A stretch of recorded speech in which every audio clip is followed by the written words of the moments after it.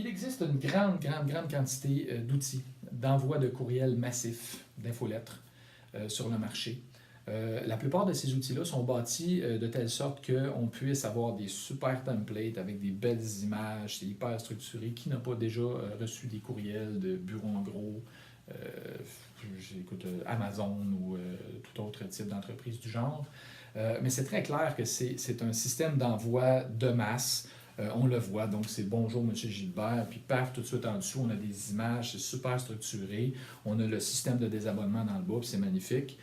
Ceci dit, pour ce qui est de l'envoi de courriel avec Clone, on va essayer de reproduire un envoi, pareil comme si on avait fait vraiment l'envoi d'un courriel personnalisé.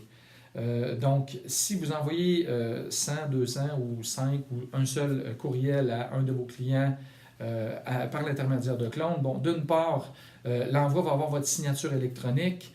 Ça va vraiment ressembler à quelque chose que vous auriez écrit vraiment vous-même, très, je ne veux pas dire bêtement, mais il faut que ça ressemble le plus naturel possible. Bien entendu, encore une fois, il va y avoir votre signature électronique et le from, donc le message va avoir été envoyé non pas d'un no reply, bref, quand on envoie avec un système d'infolette, quand on répond, ça rebondit tout simplement, là, ça ne s'en va nulle part. Alors que quand c'est envoyé avec Clone, si vous faites répondre, ben, les gens vont répondre directement à votre adresse courriel de façon à ce que vous puissiez y répondre. Est-ce qu'on est en règle avec le CRTC et puis on a tous les outils pour faire en sorte que les gens puissent se désabonner? Oui.